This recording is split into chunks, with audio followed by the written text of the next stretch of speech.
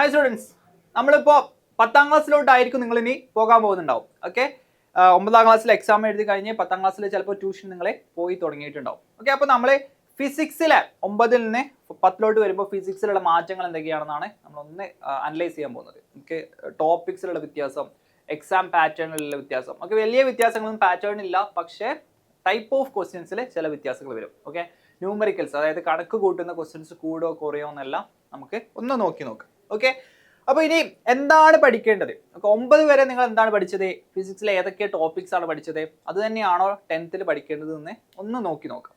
9ൽ നിങ്ങൾ കൂടുതൽ പഠിച്ചിട്ടുണ്ടാവുക മെക്കാനിക്സ് ആണ്, അതായത് motion, laws of motion. Okay, Newton's laws of motion, അതുപോലെ equations of motion, work energy, power, gravitation, pressure. Okay, അപ്പോൾ അങ്ങനത്തെ കാര്യങ്ങളാണ് നിങ്ങൾ പഠിച്ചിട്ടുണ്ടാവുക. മെക്കാനിക്സ് എന്നാണ് നമ്മൾ അതിനെ പറയാം. ഓക്കെ, എന്നാൽ ക്ലാസ് 10ലോട്ട് വരുമ്പോൾ കുറച്ച് വ്യത്യാസമുണ്ട്. ഈ കാര്യങ്ങളൊക്കെ നമ്മൾ അങ്ങ് മാറ്റി വെക്കും. ഇനി നമ്മൾ പഠിക്കാൻ പോകുന്നത് ലൈറ്റിനെ പറ്റിയായിരിക്കും. ഓക്കെ, ഒപ്റ്റിക്സ്, ലെൻസ്, ഡിസ്പേർഷന്, റിഫ്രാക്ഷനൊക്കെ പറഞ്ഞിട്ട് ലൈറ്റിൻ്റെ കുറച്ച് പെക്യുലാരിറ്റീസ്. 8ൽ നിങ്ങൾക്ക് ഇതിൻ്റെ ഒരു ചെറിയ ടേസ്റ്റ് തന്നിട്ടുണ്ട്, പക്ഷേ കുറച്ചും കൂടി ഡീറ്റെയിൽ ആയിട്ട് നമ്മൾ 10ാം ക്ലാസ്സിൽ പഠിക്കും. കൂടാതെ നമ്മൾ പഠിക്കാൻ പോകുന്ന കുറച്ച് കാര്യങ്ങളാണ് ഇലക്ട്രിസിറ്റി ആൻഡ് മാഗ്നറ്റിസം.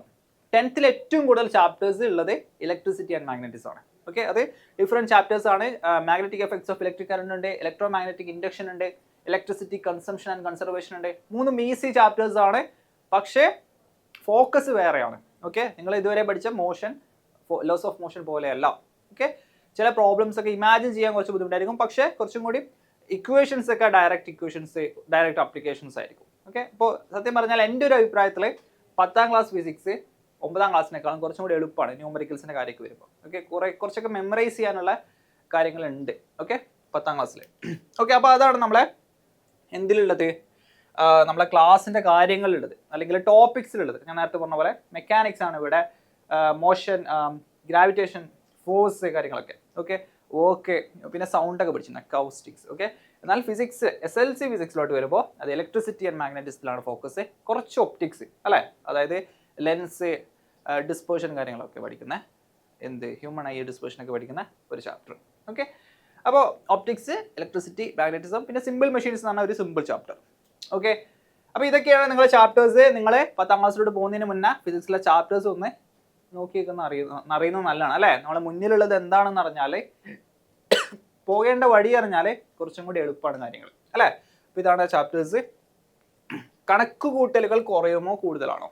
അതായത് നിങ്ങൾ ഇത്രയും 9ാം ക്ലാസ്സിൽ എക്സാം എഴുതുമ്പോൾ ന്യൂമറിക്കൽസ്, നമ്മളെ മാത്സിലുള്ള ടൈപ്പ് ഓഫ് പ്രോബ്ലംസ്, അല്ലെങ്കിൽ ഫിസിക്സിൽ മാത്സ് അപ്ലൈ ചെയ്യുന്ന പ്രോബ്ലംസ്, ന്യൂമറിക്കൽസ് നമ്മൾ അതിന് പറയാം. ഓക്കെ, അങ്ങനത്തെ പ്രോബ്ലംസ് ഇനി 10ൽ കൂടുകയോ കുറയോ എന്നാണ് നോക്കേണ്ടത്. ഓക്കെ, അപ്പോൾ ഇവിടെ നോക്കിയാൽ നിങ്ങൾക്ക് മനസ്സിലാവും, ക്ലാസ് 9ൽ പ്രോബ്ലംസ് 80%, ക്ലാസ് 10 പ്രോബ്ലംസിൽ 35% ആണ്. നിങ്ങൾ ഈ പെർസെൻറ്റേജ് വല്ലാതെ സീരിയസ് ആക്കി എടുക്കേണ്ട, പക്ഷേ നിങ്ങൾ മനസ്സിലാക്കേണ്ടത് പ്രോബ്ലംസിന് എണ്ണം കുറയും. ഓക്കെ, കൂടുതൽ തിയറി ബേസ്ഡ് ആണ്. കാരണം ഇലക്ട്രിസിറ്റി ആൻഡ് മാഗ്നറ്റിക്സിൽ കൂടുതൽ പ്രോബ്ലംസ് ചെയ്യാനില്ല. ഓക്കെ, ഇതിൽ കൂടുതൽ അപ്ലിക്കേഷൻസ് ഒക്കെ പഠിക്കുന്നത്, കുറേ മെഷീൻസിനെ പറ്റി, കുറേ മോട്ടോറിനെ പറ്റി, കുറേ principles, okay, laws, okay, Fleming left hand rule എന്നൊക്കെ പറഞ്ഞിട്ട് നിങ്ങൾ കുറച്ച് റൂൾസ് ഒക്കെ പഠിക്കും. ഓക്കെ, കുറച്ചും കൂടി തിയററ്റിക്കലാണ്, കുറച്ചും കൂടി ന്യൂമറിക്കൽസ് കുറവാണ് 10ാം ക്ലാസ്സിൽ കമ്പയർഡ് ടു 9th. പക്ഷേ 9th കുറേ ന്യൂമറിക്കൽസ് ചോദിക്കുമായിരുന്നു അല്ലേ. ഓക്കെ, നിങ്ങളെല്ലാവരും അത് എൻജോയ് ചെയ്തിട്ട് പഠിച്ചിട്ടുണ്ടാവും. ഓക്കെ, അപ്പോൾ ന്യൂമറിക്കൽസ് കുറവാണ് നമ്മളെ 10ാം ക്ലാസ്സിലോട്ട് വരുമ്പോൾ. റേ ഡയഗ്രാംസ്, ഓക്കെ, പല ആൾക്കാർക്കും പാളി പോകുന്ന ഒരു ചാപ്റ്ററാണ് ലെൻസസ്, റേ ഡയഗ്രാംസ്. ഓക്കെ, അപ്പോൾ നിങ്ങൾ ആ ചാപ്റ്റർ നന്നായിട്ട് പഠിക്കണം. അതിന് നിങ്ങൾ എന്ത് ചെയ്യണം, എഴുതി അല്ലെങ്കിൽ വരച്ച് പഠിക്കേണ്ടതായിട്ടുണ്ട്. റേ ഡയഗ്രാംസ് നല്ലോണം വരച്ച് പഠിക്കണം, റൂൾസ് നല്ലോണം മനസ്സിലാക്കി പഠിക്കണം, ഒരുപാട് പ്രോബ്ലംസ് ചെയ്യണം, ഫ്ലെമിംഗിൻ്റെ ലെഫ്റ്റ് ഹാൻഡ് റൂളിലെ ഡിഫറെൻറ്റ് പ്രോബ്ലംസ് ചെയ്യണം. പിന്നെയോ വർക്കിംഗ് പ്രിൻസിപ്പിൾസ്, ചില വർക്കിംഗ് പ്രിൻസിപ്പിൾസ് കാണാതെ പഠിക്കാണ്ടാവും. ഓക്കെ, അപ്പോൾ അത് വേറെ വഴിയില്ല, പ്രിൻസിപ്പിൾസ് അങ്ങനെ പഠിക്കണം. ഓക്കെ, കാണാതെ പഠിക്കാറിനാൽ നിങ്ങളത് എന്ത് ചെയ്താൽ മതി, ഇപ്പോൾ ഫ്ലെമിംഗിൻ്റെ ലെഫ്റ്റ് ഹാൻഡ് റൂൾ കാണാതെ പഠിക്കേണ്ടി വരും, പക്ഷേ നിങ്ങൾ ഓൾറെഡി യൂസ് ചെയ്ത് ഓൾറെഡി നിങ്ങൾക്കത് ബൈ ഹാർട്ട് ആയിട്ടുണ്ടാവും. ഓക്കെ, അപ്പോൾ ബുദ്ധിമുട്ടുകളില്ല. as I said, 10ാം ക്ലാസ് ഫിസിക്സ് ക്ലാസ് 9നെ സംബന്ധിച്ചിടത്തോളം കുറച്ചും കൂടി ഈസിയാണ്. ഓക്കെ, ഇനി പരീക്ഷാ രീതി നോക്കുകയാണെന്നുണ്ടെങ്കിൽ എന്താണ്, സെയിം സമയമാണ്. ഓക്കെ, നിങ്ങൾക്കറിയാം 10ാം ക്ലാസ് ഫിസിക്സ് സത്യം പറഞ്ഞാൽ നിങ്ങൾ മര്യാദ പഠിക്കുകയാണെന്നുണ്ടെങ്കിൽ നിങ്ങൾക്ക് ഇഷ്ടം പോലെ സമയം ഉണ്ടാവും. ഓക്കെ, സമയം ബാക്കിയായിരിക്കും, 1 മണിക്കൂറിന് തന്നെ നിങ്ങൾക്ക് എഴുതി തീർക്കാൻ പറ്റുന്ന എക്സാം ആയിരിക്കും. ഓക്കെ, അൺടിൽ നിങ്ങൾ ഉഴപ്പുന്നില്ല എന്നുണ്ടെങ്കിൽ. ഓക്കെ, പിന്നെ ഓപ്ഷൻസ്, കുറച്ച് ഓപ്ഷൻസ് ഉള്ള ക്വസ്റ്റ്യൻസ് ഇപ്പോൾ വന്നു തുടങ്ങിയിട്ടുണ്ട്. നിങ്ങൾ SLC ക്വസ്റ്റ്യൻസ് കഴിഞ്ഞ അല്ലെങ്കിൽ ഈ കഴിഞ്ഞ SSLC ക്വസ്റ്റ്യൻ പേപ്പർ എടുത്ത് നോക്കിയാൽ മനസ്സിലാവും. ഓക്കെ, ഓപ്ഷൻസ് ഉള്ള മൾട്ടിപ്പിൾ ചോയ്സ് ക്വസ്റ്റ്യൻ. ഓക്കെ, ചോദ്യ രീതികൾ ഞാൻ നേരത്തെ പറഞ്ഞു, ന്യൂമറിക്കൽസ് കുറവായിരിക്കും, കുറച്ചും കൂടി തിയറി ബേസ്ഡ് ക്വസ്റ്റ്യൻസ് ആയിരിക്കും, റൂൾ ബേസ്ഡ് ക്വസ്റ്റ്യൻസ് ആയിരിക്കും. ഓക്കെ, പിന്നെ ഇനി നിങ്ങൾക്ക് എന്തൊക്കെ ചെയ്യാൻ പറ്റും A+ നേടാൻ? ഞാൻ പറഞ്ഞു ഒപ്റ്റിക്സ്, ലെൻസസ്, അതുപോലെ ഹ്യൂമൺ ഐ പോലുള്ള ചാപ്റ്റേഴ്സ് ആണെങ്കിൽ നിങ്ങൾ കുറച്ച് ഡയഗ്രാംസ് ഒക്കെ വരച്ച് പഠിക്കുക. ഓക്കെ, ഇലക്ട്രിക് കൺസപ്ഷൻ ആൻഡ് കൺസർവേഷനിൽ കുറച്ച് എന്തുണ്ട്, ഇക്വേഷൻസ് ഉണ്ട്, ജൂൾസ് ഹീറ്റിങ്സിന്റെ ഇക്വേഷൻസ്. അപ്പോൾ അതൊക്കെ നിങ്ങൾ കാണാൻ തന്നെ പഠിക്കുക. H=I²RT, VIT, V²/R×T.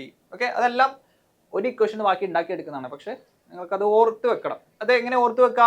കാണാതെ പഠിക്കുകയല്ല, അത് കുറേ പ്രാവശ്യം നിങ്ങളെ അതുപോലെ ആ ടൈപ്പ് ഓഫ് പ്രോബ്ലംസ് ചെയ്യുമ്പോൾ താനെ അങ്ങ് പഠിഞ്ഞു പോയിക്കോളും. ഓക്കെ, അപ്പോൾ നിങ്ങൾ കാണാതെ പഠിക്കാൻ വേറെ എഫേർട്ട് ഒന്നും ഇടേണ്ട ആവശ്യമില്ല. ഓക്കെ, മനസ്സിലാക്കി പഠിക്കുകയാണെങ്കിൽ കുറച്ചും കൂടി എളുപ്പമായിരിക്കും. ഓക്കെ, അപ്പോൾ ഞാൻ പറഞ്ഞ ഈ ഇക്വേഷൻസ് തന്നെ I²RT എന്നുള്ള ആ ഇക്വേഷൻ പഠിച്ചാൽ മതി. ഓക്കെ, ബാക്കിയെല്ലാം ജസ്റ്റ് സബ്സ്റ്റിറ്റ്യൂഷനാണ്. ഓംസ് ലോ ഇവിടെ സബ്സ്റ്റിറ്റ്യൂട്ട് ചെയ്യുന്നതാണ്. ഓക്കെ, നിങ്ങളെല്ലാം പഠിക്കുമ്പോൾ നമുക്കത് ഈസി ആയിട്ട് മനസ്സിലാക്കാവുന്നതാണ്. ഓക്കെ, പിന്നെയുള്ള വളരെ ഇമ്പോർട്ടൻ്റ് ആയിട്ട് കാര്യമാണ് PYQs. നിങ്ങൾക്ക് സ്കൂൾ എക്സാമിന് A+ ആണെന്നുണ്ടെങ്കിൽ നിങ്ങൾ PYQs ചെയ്യൽ നിർബന്ധം. PYQs ചെയ്താൽ എന്താണെന്ന് വെച്ചാൽ നിങ്ങൾക്ക് മനസ്സിലാവും ഏത് ടൈപ്പ് ഓഫ് എങ്ങനെയാണ് ക്വസ്റ്റ്യൻ വരുന്നത്.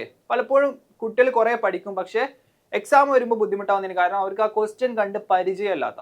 ഓക്കെ, അപ്പോൾ PYQs ചെയ്താൽ കുറച്ചും കൂടി എളുപ്പമായിരിക്കും. കൂടാതെ ഇൻ ടെക്സ്റ്റ് ക്വസ്റ്റ്യൻസ്, നിങ്ങൾ ടെക്സ്റ്റ് ബുക്കിന് ലാസ്റ്റ് ഓരോ ചാപ്റ്ററിന് ലാസ്റ്റ് കുറച്ച് ക്വസ്റ്റ്യൻസ് കൊടുത്തിട്ടുണ്ട്. ഓക്കെ, അത് നല്ല ക്വസ്റ്റ്യൻസ്, അത് നിങ്ങളൊന്ന് ചെയ്ത് നോക്കിയാൽ വളരെ നന്നായിരിക്കും. ഓക്കെ, അപ്പോൾ ഇതൊക്കെയാണ്. Okay, in short class 10 physics is way easier than class 9 physics. Okay, ഇനി +1 വരുമ്പോൾ കുറച്ച് ടഫ് ആവും. പക്ഷേ ഇപ്പോൾ നിങ്ങൾ ക്ലാസ് 10 ഫിസിക്സ് വളരെ ഈസി ആയിട്ടുള്ള ചാപ്റ്റർ, കുറച്ചും കൂടി തിയററ്റിക്കലാണ്, ന്യൂമറിക്കൽ കുറവാണ്. ഓക്കെ, അപ്പോൾ എല്ലാവരും നന്നായിട്ട് ഫിസിക്സിന് പ്രിപ്പയർ ചെയ്യുക, ഇപ്പോഴേ പഠിച്ചു തുടങ്ങുക, ഉഴപ്പാതിരിക്കുക. ക്ലാസ് 10 ഫിസിക്സിൽ അല്ലെങ്കിൽ ഫിസിക്സ് SSLCക്ക് A+ വാങ്ങാം. Okay, all the best.